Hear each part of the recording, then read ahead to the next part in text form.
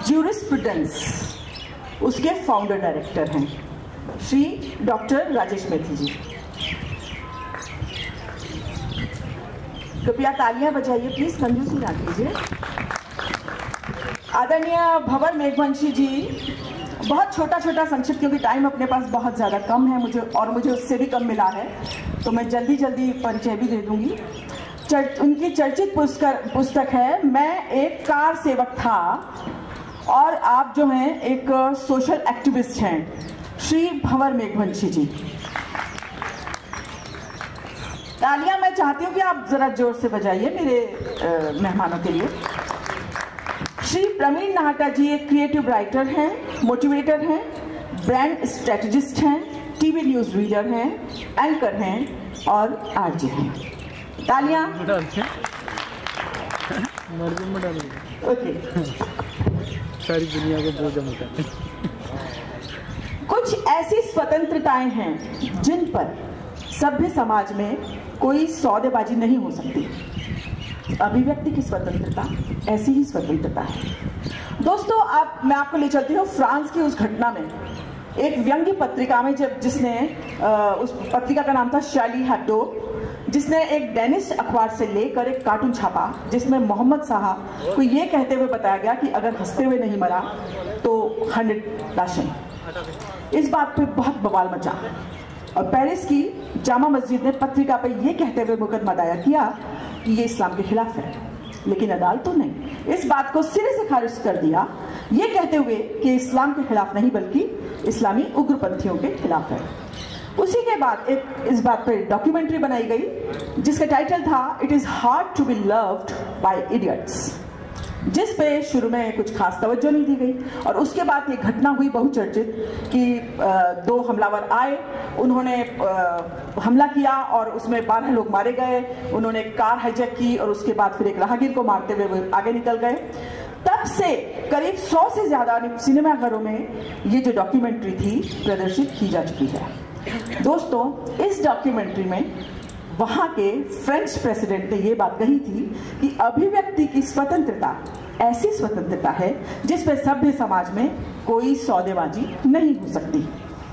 और इस विषय पर चर्चा करने वाले जो हमारे मेहमान आपके साथ हैं, मैं उनका परिचय आपसे करवा चुकी हूँ। दोस्तों, अभिव्यक्ति एक नैसर्गिक गुण ही नहीं है अपितु हर व्यक्ति का जन्मसिद्ध अधिकार भी होता है। यही कारण है कि हमारी संविधान ने अनुच्छेद 19 के 6 स्वतंत्रता के अधिकारों में वाक और अभिव्यक्ति की स्वतंत्रता उसको सर्वोपरि रखा है और इसमें अपने विचारों को अभिव्यक्त करने के लिए वो सारे माध्यम आ जाते हैं जिनके द्वारा व्यक्ति या समूह अपने व्यूज को संप्रेषित करता है, चाहे वो प्रिंट मीडिया हो, चाहे वो विजुअल मीडिया हो, चाहे वो सोशल मीडिया हो या कुछ और हो। और जहां फिर बात हम करते हैं अपनी हकों की, तो वहां पर फिर जिम्मेदारियां भी आ जाती हैं, जिसमें हम अभिव्यक्ति जो करना चाहेंगे वहां पर साथ में ऐसा होगा कि कहीं किसी की मानहानि ना हो, कहीं न्यायालय की अवमानना ना हो, कहीं हमारी अभिव्यक्ति राष्ट्रीय सुरक्षा में विरोधी ना हो, कहीं विदेशों से संबंध में कोई खटास ना हो, कोई शिष्टाचार का विरोध ना हो, कोई अपराध उद्दीपन ना हो, लोक व्यवस्था में खलल ना हो, वगैरह वगैरह। और ऐसा हो, अगर ऐसा हो तो इसके लिए संविधान ने इस तरह की अभिव्यक्ति के लिए युक्त निर्बंधन का प्रावधान रखा है जो कि स्टेट जारी करेगा। दोस्तों, अपनी अभिव्यक्ति का, अपने दिल की बात का रचनात्मकता के जरिए, क्रिएटिविटी के जरिए एक्सप्रेस करने का एक बेहतरीन माध्यम होते हैं कलाएं। तो चाहे वो स्थापत्य हो या मूर्ति कला हो या चित्रकारिता हो या लेखन, कविता, कहानी, नाट्य कला हो या फिल्म मेकिंग हो, कलाएं कैथारसिस का कार्य करती हैं। अपनी घुटन को कलाओं से हम वेंट आउट कर देते हैं और स्वस्थ मानसिकता पा सकते हैं। एक हेल्दी जीवन जीने के लिए कलाएं एक बहुत महत्वपूर्ण भूमिका अदा करती हैं। लेकिन हम देखते हैं कि कोई भी कलाकार ऐसे चित्र बना ले जो हमारे देवी देवताओं से रिजेंबल करते हो, तो हम भूल जाते हैं कि कितने ही कैलेंडर्स में हमने कृष्ण भगवान को नहाती हुई गोपियों के कपड़े चुराते हुए देखा है, या फिर दिवाली के अगले दिन कितनी ही लक्ष्मी जी और गणेश जी की तस्वीरों को हमने पैरों में आते हुए देखा है। तो क्या ये अपमान नहीं है हमारे देवी देवताओं का? फिर अगर कोई मूवी मेकर किसी इतिहास के किरदार उठाकर मूवी बनाता है तो हम ये भूल जाते हैं कि मूवी मनोरंजन का साधन है, शिक्षा देने का नहीं है। शिक्षा की किताबें एक तरफ है और मूवी का मनोरंजन एक तरफ है। हम दोनों में डिफ्रेंशिएट करना ही भूल जाते हैं और बलवा बचाना आरंभ कर देते हैं। समाज में अराजकता फैलाते हैं और तोड़फोड़ करते हैं। तो क्या ये हमारा व्यवहार उचित है? क्या ये कलाकार की अभिव्यक्ति का हनन नहीं है? इसी बात पर मैं हमारे आए हुए तीनों मेहमानों से चर्चा आरंभ करती हूँ। सर, क्या ये हमारी अभिव्यक्ति का हनन नहीं है? प्रवीण नाहटा सर।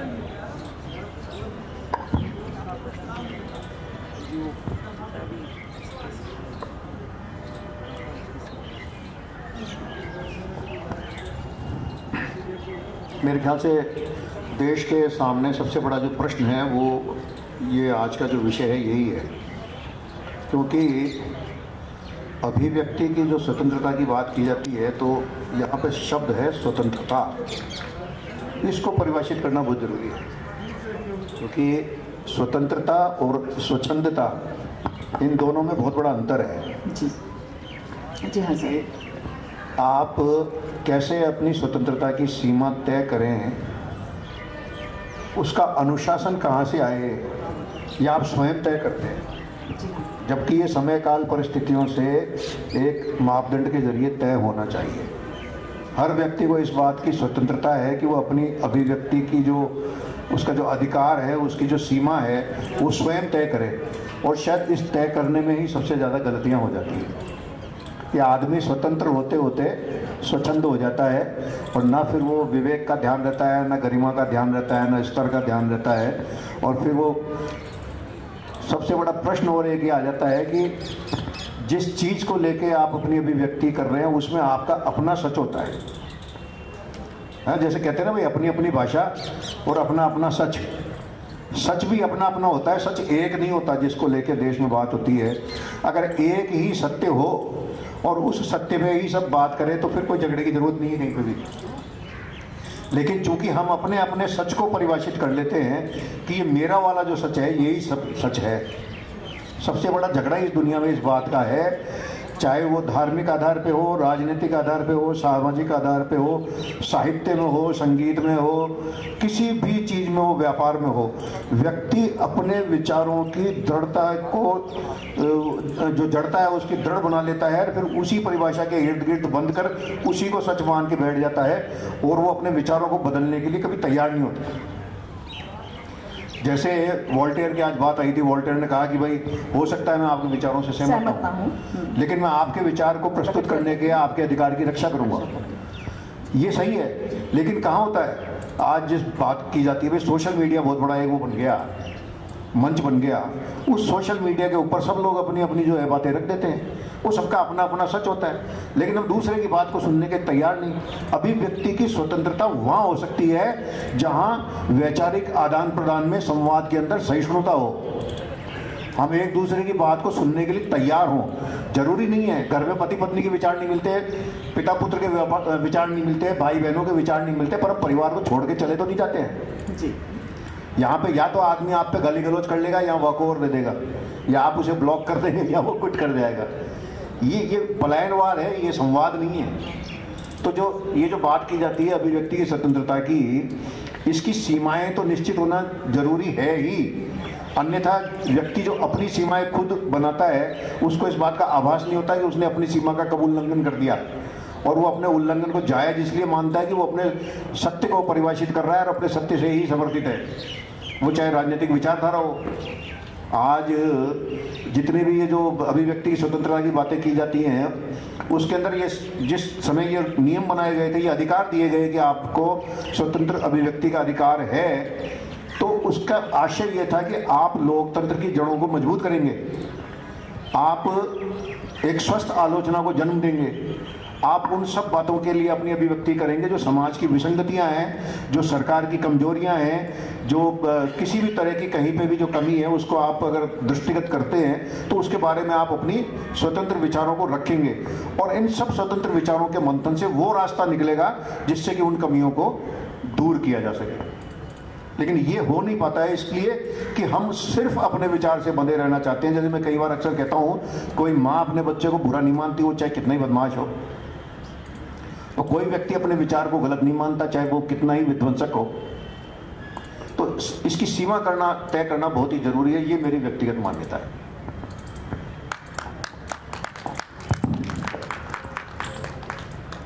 देखिए सर ने बहुत बढ़िया बात कही। तो मुझे कई बार लगता है कि क्या हम मूड हो रहे हैं, है ना। कृष्ण कहते हैं वहाँ अपने पुस्तक में कि मूढ़ता जो होती है, जहाँ सजगता, सहजता और सतर्कता तीनों चीज़ आपके पूरे समाज से गायब है। किस सीमा तक मुझे मेरी अभिव्यक्ति की स्वतंत्रता रखनी है।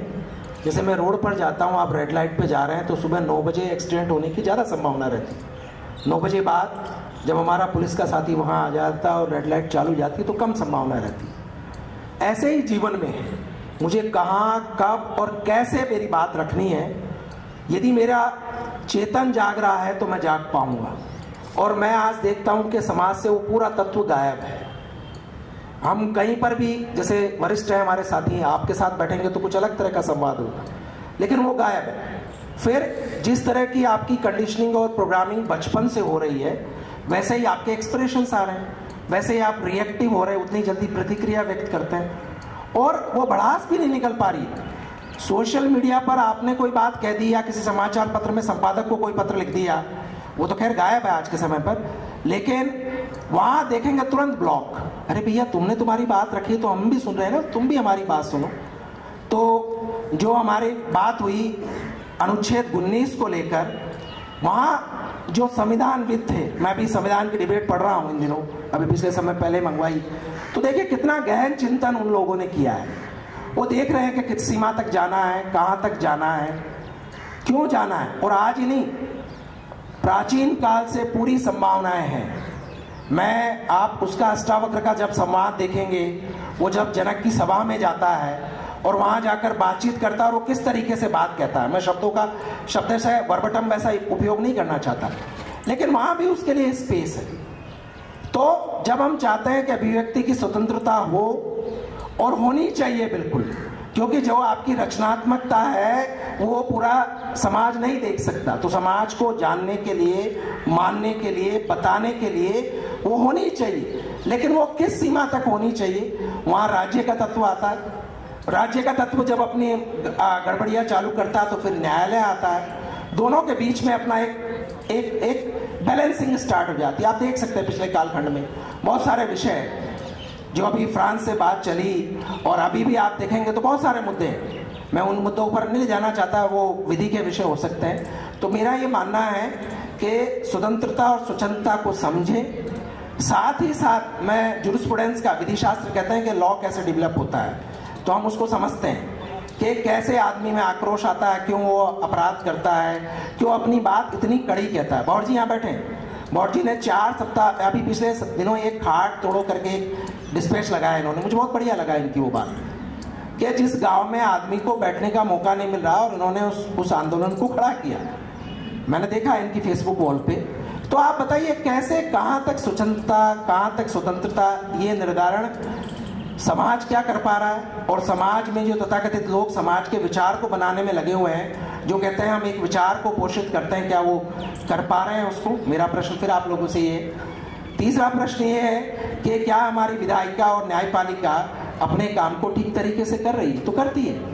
हमारे जो संविधान वेता थे उन्होंने ऐसे काम नहीं किया। बहुत बड़ा चिंतन है ना। 2 साल 11 महीने 18 दिन ऐसे नहीं लगाए। जब मैंने पढ़ना चालू किया तो मेरा हिल गया ये खोपड़ा पूरा का पूरा, यार वो कैसे लोग थे, एक एक चीज को उन्होंने चिंतन किया। तो ऐसे मत नकारिए आप भारतीय संविधान को कि वो बहुत छोटा वस्तु, उसमें है चीजें सब कुछ, और जो कालखंड में जागृत आदमी आएगा वो उसको उपयोग में लाएगा।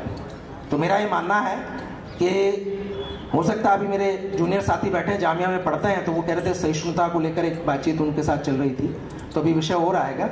तो मेरा ये मानना है कि ध्यान रखिए कहाँ, कब, क्यों, कैसे, कहाँ तक जाना है, और लगातार जागते रहिए। ऐसे संवादों में आइए जहाँ भी पीछे के 2 संवाद देखिए, तो मेरे भी कुछ नई बातें मेरे सामने आई। धन्यवाद। Thank you sir. मुझे लगता है कि जिस देश या जिस संस्कृति में एक खामोशी की संस्कृति रही, कल्चर ऑफ साइलेंस जिस समाज का एक बड़ा हिस्सा रहा, और जहाँ अभिव्यक्ति बड़ा कठिन चीज़ है, मुझे लगता है कि अभिव्यक्त करना भी एक प्रिविलेज है और कुछ लोगों को हासिल है, बहुत लोगों को वो भी हासिल नहीं है। जब कोई व्यक्ति, क्योंकि मैं गांव में काम करता हूँ, गांव में रहता हूँ, तो मैं ये देखता हूँ कि कोई व्यक्ति अपने पर होने वाले अन्याय, अत्याचार या शोषण के विरुद्ध बात करता है तो उसको जवाब में ये कहा जाता है कि तुम्हारी बोलने की हिम्मत कैसे हुई। तो एक ऐसे जगह पे जहाँ बोलने की हिम्मत कैसे हुई या प्रश्न उठाना ही एक बड़ा ऐसा चीज मान लिया जाता है कि मतलब संदेह करना ही ठीक नहीं माना जाता है, जहाँ सवाल, और जो लोग बड़े गर्व से कहते हैं कि सवाल ही नहीं उठता। मुझे कई बार लगता है कि सवाल नहीं उठता, इसमें क्या गर्व करने की बात है, सवाल तो उठना ही चाहिए ना। जी हाँ। तो वैसी स्थिति में अभिव्यक्ति का महत्व बहुत ज़्यादा है। और आपने जो सवाल किया है कि क्या अभिव्यक्ति का हनन नहीं है ये सब चीज़ें, मुझे लगता है कि अभिव्यक्ति की आज़ादी पर इस निंदा के खतरे सदैव रहे हैं और वो खतरनाक तरीके से रहे हैं। आप चुप रहिए तो आनंद में रहते हैं, कोई तकलीफ की बात नहीं है। आप जब बोलते हैं तो आप खतरे में आ जाते हैं, आप जब चित्रित करते हैं किसी चीज़ को तो खतरे में आ जाते हैं। तो ये जो खतरा है और किसकी भावना कहाँ आहत हो जाएगी इसका कोई निर्धारण नहीं है। आपने कहा कि तमाम देवी देवताओं के नाम पर हमने अपने बिजनेस खोल रखे हैं, तो हम जिसको पूजन करते हैं उसके नाम पर चप्पल है तो भी हमें कोई तकलीफ नहीं हो रही है, उसके नाम पे मसाले हैं तो दिक्कत नहीं हो रही है, उसके नाम पे फिश सेंटर खोल रखा आपने, कोई दिक्कत नहीं हो रही है। लेकिन उसके नाम पर अगर कोई एक चित्र है, अगर कोई और चीज है, एक छोटा पीस लिखा गया है, एक कविता लिखी गई है, तब आपकी भावना दिक्कत हो जाती है। तो ये कब दिक्कत हो जाती है मुझे कई बार लगता है। मैं आजकल सारी गाड़ियों पर हनुमान जी को देखता हूँ, वो काफी रौद्र रूप में है। मैंने हनुमान जी को सदैव ये देखा कि वो तो मतलब काफी एकदम विनीत भाव में राम के चरणों में बैठे हुए, अपना आंखें भी ऊपर नहीं कर रहे हैं, गदा ऐसे उन्होंने हाथ में लगाई हुई और घुटना टिकाए हुए हैं। दूसरा उनका चित्र जो मुझे देखने में आता था वो ये आता था कि वो अपना सीना फाड़ करके अपनी स्वामी भक्ति का प्रदर्शन कर रहे हैं। तीसरा उनका सबसे लोकप्रिय चित्र ये है कि वो संजीवनी हाथ में लेकर के उड़ रहे हैं। वो हनुमान अचानक एक दिन बहुत गुस्से में आ गए और वो गुस्से में हर एक के उस पर आ गए। इस देश में किसी की भावना आहत नहीं हुई। तो आपकी भावनाएं कब आहत होती है और कब अनाहत रह जाती है, ये एक बहुत महत्वपूर्ण सवाल है। मैं ये सोचती हूँ कि संविधान नियमों की पालना करने के बावजूद अगर अभिव्यक्ति कोई इंसान नहीं कर पा रहा है और वो अभिव्यक्त करता है और लोग ये सवाल उठाने लग जाते हैं कि उसने ऐसा क्यों किया, तो क्या समाज में सही मायने में क्या शिक्षा उस तरह से लोगों को नहीं मिल पाई है? क्या इस बारे में आप क्या कहना पसंद करेंगे? क्या लोग इवॉल्व नहीं है मेंटली? मुझे लगता है कि देखिए, एक आस्तिक व्यक्ति और एक तर्कवादी के बीच में निश्चय ही टकराव होगा।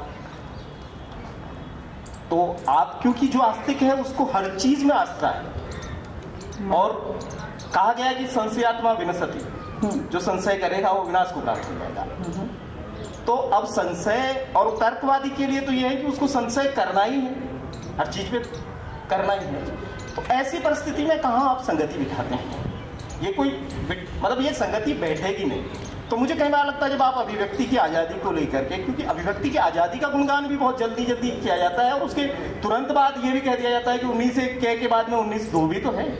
और आपने जो पढ़ा कि ये चीजें हैं, अब वो राष्ट्र राज्य की सुरक्षा कब खतरे में पड़ जाती है मेरे आपके लेखन से, तो उसको कौन तय करेगा? ये संतुलन कौन बिठाएगा और ये सीमा रेखा कौन तय करेगा? अचानक सरकारें आपसे असहज हो जाती है और उठा लेती है और आपको जेल में डाल देती है। तो ये जो सारी चीजें हैं, अभी इससे पहले वाले ने कहा कि भाई बहुत चिल्ला करके बोलना भी एक अभिव्यक्ति है और वो बोली जा रही है और बहुत धीमे धीमे भी लोग बोल रहे हैं। तो अब कौन सी क्या चीज को आप कैसे संतुलन में बिठाएंगे और कहाँ इसकी सीमा रेखा तय करेंगे कि कितना अभिव्यक्त होना चाहिए और कितना रोक दिया जाना चाहिए और सत्ता को उसमें कब दखल देना चाहिए? मुझे लगता है कि अभिव्यक्ति की आज़ादी टिकती है समाज की सहिष्णुता और सत्ता के जो नागरिकों का जो कर्तव्य बोध है और सत्ता की भी अपनी एक सहिष्णुता होनी चाहिए, क्योंकि कोई भी सत्ता, देखिए मैं किसी एक पार्टी की बात नहीं कह रहा हूं, पर सत्ता स्वभाव से ही अभिव्यक्ति की आजादी के विरुद्ध है।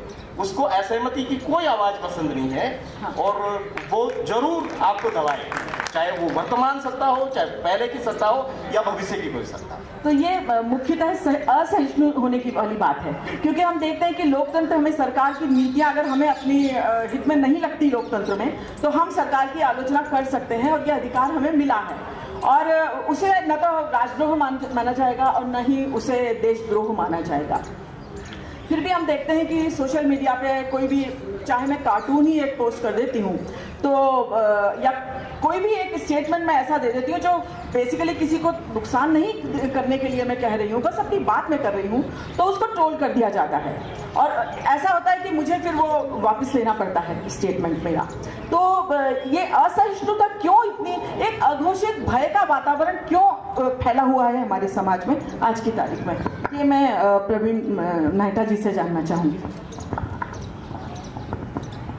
मैंने जैसा पहले भी कहा था कि हम अपने अपने सच से बंधे हुए हैं। आप कोई भी अखबार हो वो खबरों को छापेगा, उसके साथ उसकी स्वयं की विचारधारा अवश्य चलेगी।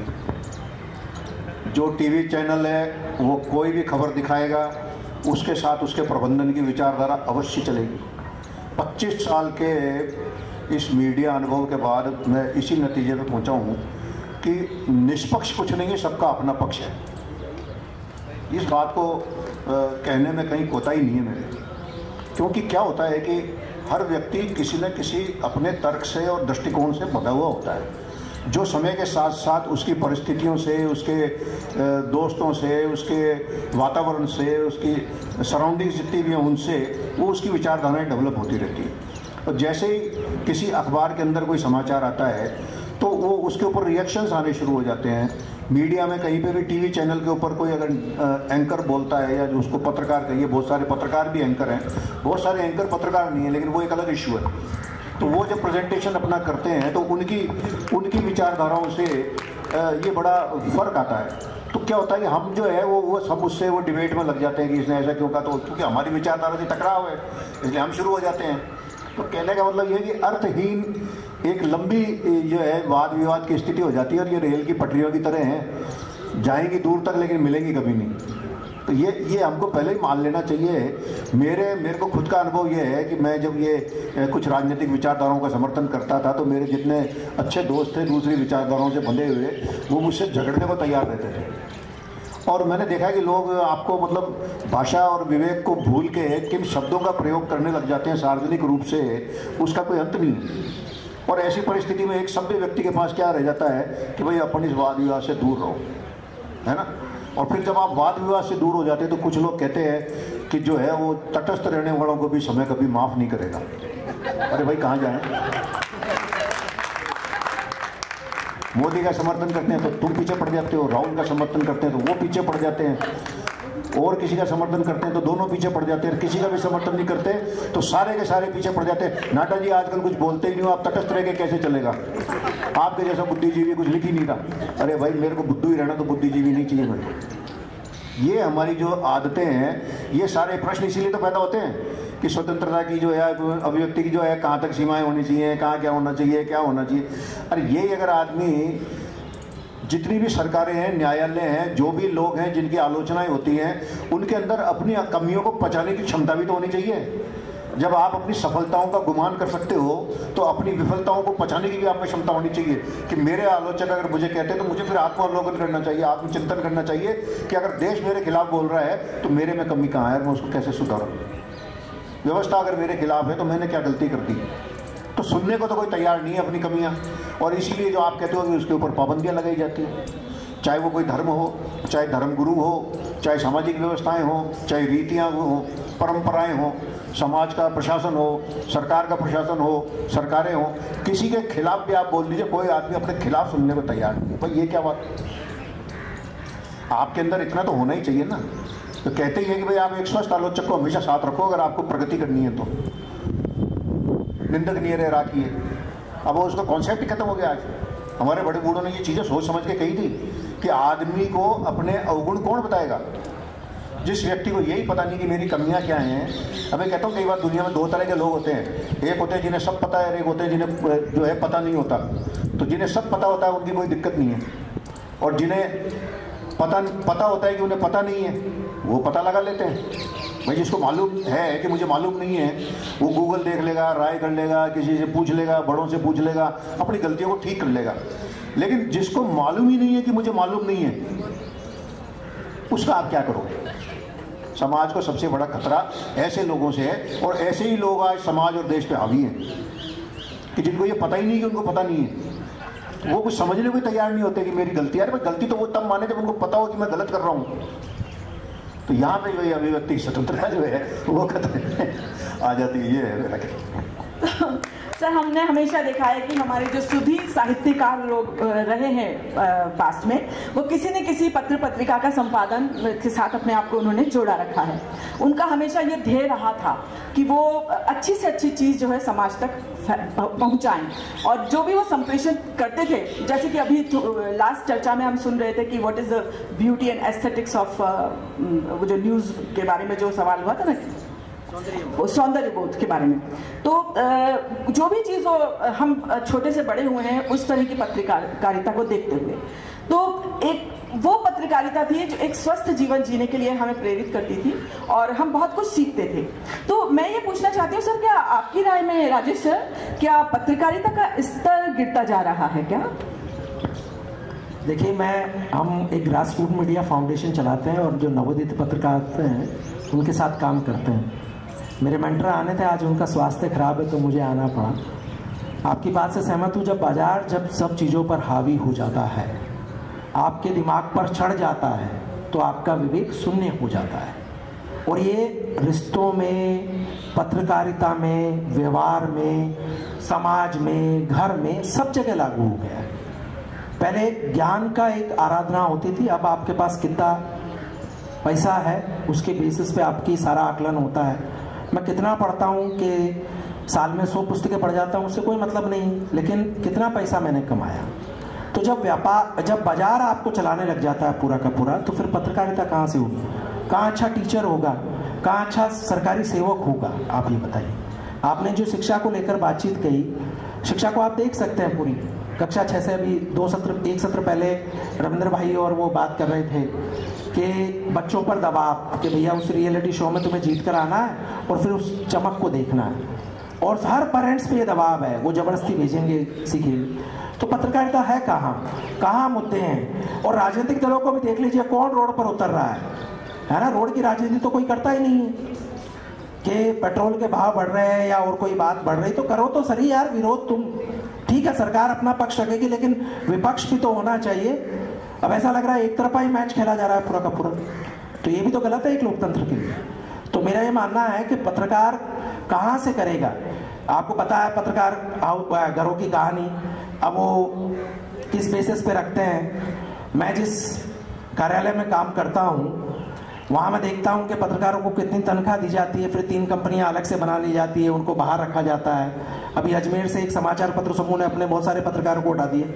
वो बच्चा जयपुर में आया, 10 साल से एक समाचार पत्र के लिए काम कर रहा था, उसको 2 मिनट में विदा कर दिए। मैं नाम नहीं लेना चाहता इस मंच से, बहुत सारे पत्रकार समूह हैं ऐसे जो क्या कर रहे हैं।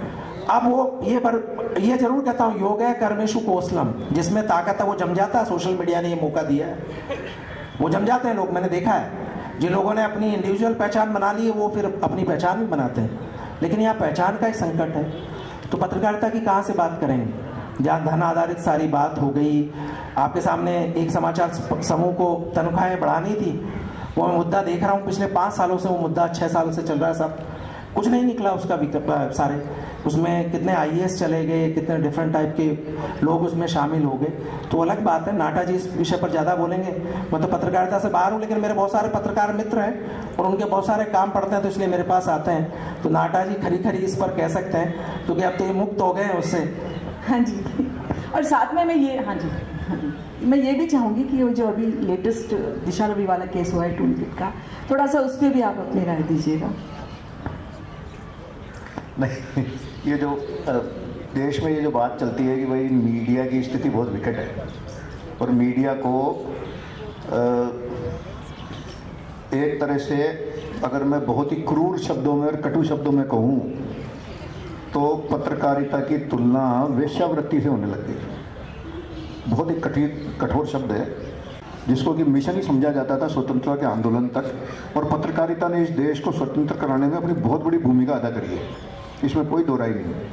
लेकिन अब जो जिस तरह की पत्रकारिता हो रही है उसमें बहुत सारे लोग तो कहते हैं कि मीडिया जो है प्रजातंत्र में चौथे पाये की भूमिका है, उसकी चौथा पाया है वो सारा।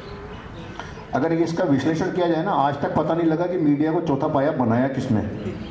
चौथा पाया है ही नहीं। लोकतंत्र 3 पहियों पे ही टिका हुआ है, 3 ही पाए हैं।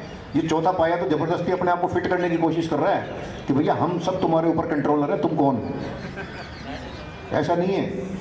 तो ये जो पत्रकारिता का अपना जो अभिमान है, अपना जो वॉच डॉग की तरह रहने की जो प्रवृत्ति थी वो छोड़ के और भौंकने और काटने की प्रवृत्ति हो गई, उसने इस पत्रकारिता का बंटा धार कर दिया। मैं 25 वर्षों तक एक बड़े मीडिया समूह से जुड़ा रहा। मैंने कभी बाजार में जाके नहीं कहा मैं पत्रकार हूँ, क्योंकि मैं प्रबंधन में भी था। लेकिन बहुत सारे लोग ये समझते थे कि चूंकि मैं अखबार से जुड़ा हुआ हूँ तो मैं पत्रकार हूँ, संपादक हूँ या कुछ हूँ जो भी है। मैं कहता था भाई साहब मैं पत्रकार नहीं हूँ, क्योंकि मुझे अपनी इज्जत प्यारी थी। इसलिए मैं सही बोल रहा हूँ, बहुत स्पष्ट चीज़ें हैं। अभी एक कॉन्फ्रेंस थी कुछ 2-4 दिन पहले, उन्होंने मेरे से पूछा भाई साहब मीडिया की जो स्थिति विकट हो रही है उसके लिए जिम्मेदार कौन। तो मैंने कहा जी हम खुद। तो वो बोला कि आप इतने दृढ़ विश्वास के साथ कह रहे हो, मुझे पहला आदमी ऐसा मिला जिसने ये शब्द कहा कि हम खुद जिम्मेदार हैं। तो मैंने कहा आत्मावलोकन किसने किया। हम तो दूसरों के विश्लेषण करने में, दूसरों की कमियां निकालने में, दूसरों का जो है वो आकलन करने में रहते हैं। हमने खुद का आकलन तो कभी किया ही नहीं। कितने पत्रकार ऐसे हैं जो हाथ खड़ा करके शपथ खा के कह सकते हैं कि मैंने मेरे जीवन में दाएं बाएं गलत कुछ नहीं किया जीवन में, मैं बिल्कुल सीधा चला और मैंने पत्रकारिता को एक मिशन के रूप में निभाया। मैंने कुछ भी अपने पद का, अपने कार्य का, अपनी पत्रकारिता का दुरुपयोग नहीं किया। कोई सरकारी लाभ नहीं लिया, कोई सामाजिक लाभ नहीं लिया, किसी से कोई जो है मैंने कोई फायदा नहीं उठाया अपनी पत्रकारिता की एवज में। ये मैं सुनने को हमेशा बेताब रहता हूँ। मुझे बहुत अभी तक तो कहीं बहुत कोई ज़्यादा लोग मिले नहीं, और हो सकता नहीं भी मिले। ढूंढता रहता हूँ ऐसे लोगों को कि जो ये हिम्मत रखते हो कहने की कि हमने अपनी पत्रकारिता से कोई व्यक्तिगत लाभ नहीं उठाया। नहीं तो आज माफ़ करना, आप कहने की ज़रूरत नहीं है, लेकिन किस तरह का जो समीकरण चलता है, ये बात की जाती है सब पत्रकारों को ज़मीनें दे दी जाएँ, पत्रकारों को ये दे दिए जाएँ। क्यों भाई, पत्रकार ऐसा क्या करता है जो उसको ज़मीनें सरकार दे दे रियायती मूल्यों पर। उससे पहले डॉक्टर का नंबर नहीं आता क्या जो लोगों की ज़िंदगी बचा रहा है। लेकिन डॉक्टर को ज़मीन नहीं दे सकती सरकार रियायती, पत्रकार को दे दे। पत्रकार किसको बचा रहा है? समाज को बचा रहा है, देश को बचा रहा है, या खुद को बचा रहा है? ये बहुत स्पष्ट बातें हैं। और ये जो मीडिया की दमाचौकड़ी है, और जो जिस तरह से आप टीवी चैनल पे डिबेट्स देखते हो, ये मैं इसको कई बार कहता हूँ कि भाई ये डिबेट नहीं है, मुर्गे लड़ाते हैं ये लोग। और वो मुर्गे जिनको पता नहीं होता है कि हमको लड़ा कौन रहा है, और बाद में नतीजा कुछ नहीं है उसका। जोर जोर से चिल्लाना, आज बहुत बात आई है कि भाई जोर जोर से चिल्लाना ही पत्रकारिता है क्या, एंकरिंग है क्या। तो ये आपको मतलब कहने का तात्पर्य ये है कि हमारे न तो हम अपनी आलोचना सुनने को तैयार हैं, न अपनी बात को स्वतंत्रता से कहने के लिए तैयार हैं, न कहने के पहले हम उसको विवेक की कोई कसौटी पे कसते हैं उसको कि बात सही भी है कि नहीं। बात सही हो, सलीके से हुई हो तो हर जगह सुनी जाती है। लेकिन अगर आप बात को कोई ना कोई रंग दे के ही कहना चाहो और उससे फिर डेविएट ही नहीं होना चाहो, जो कुछ मैंने कह दिया पत्थर की लकीर है, बस इसके दाएं बाएं कुछ नहीं है, ऐसा तो कोई व्यक्ति हुआ नहीं इस पूरे दुनिया के अंदर जिसने कह दिया कि भाई मेरी बात सब कुछ सही है। कमी सबके अंदर होती है, तो फिर आप तैयार तो हो उन चीज़ों के लिए। अभिव्यक्ति की स्वतंत्रता यही तो होती है। आज पिताजी ने कुछ कह दिया, बच्चे कुछ कह देते हैं, गले में हाथ डाल के पिताजी के डैडी यार आप समझते नहीं, ये है अभिव्यक्ति की स्वतंत्रता। हमारे पिताजी कहते थे बेवकूफ़ है, तू समझता कुछ नहीं, ये थी अभिव्यक्ति की स्वतंत्रता। हमारा दुर्भाग्य है कि अब हम तो सैंडविच हो गए, नीचे वाले कहते हैं तुम नहीं समझते, ऊपर वाले कहते हैं तुम नहीं समझते, हम समझेंगे कब। ये एक अलग बात है। मेरा कहना ये कि छोटी छोटी चीज़ों में अभिव्यक्ति की स्वतंत्रता क्वेश्चन हो जाती है। क्या बच्चे को अपने पिता को सही बात बताने का अधिकार है कि नहीं है? क्या एक पुत्र अपने पिता से, माता से या अपने बड़े भाई से प्रश्न कर सकता है कि नहीं कर सकता परिवार में? अगर वो परिवार में प्रश्न नहीं कर सकता तो समाज में कैसे प्रश्न कर सकता है? सिखा तो हम वहाँ रहे हैं उसको। क्या तू बोलेगा नहीं सामने? कैसे तेरी हिमाकत हो गई बोलने की? जो बच्चा घर में सवाल नहीं उठा सकता, उसकी अभिव्यक्ति की स्वतंत्रता कहाँ होगी जिसकी हम बातें करते हैं कि आज जिसकी सबसे ज़्यादा ज़रूरत है? मतलब कि लोग किश्तों में कत्ल करेंगे मुझे, शायद सबसे पहले मेरी आवाज़ पे तलवार गिरा। और इस मुझे वहाँ से संकेत मिल रहा है कि मैं समाचार अपने इस न्यूज़ प्रोग्राम को खत्म करूँ, तो इजाज़त दीजिएगा। Thank you so much.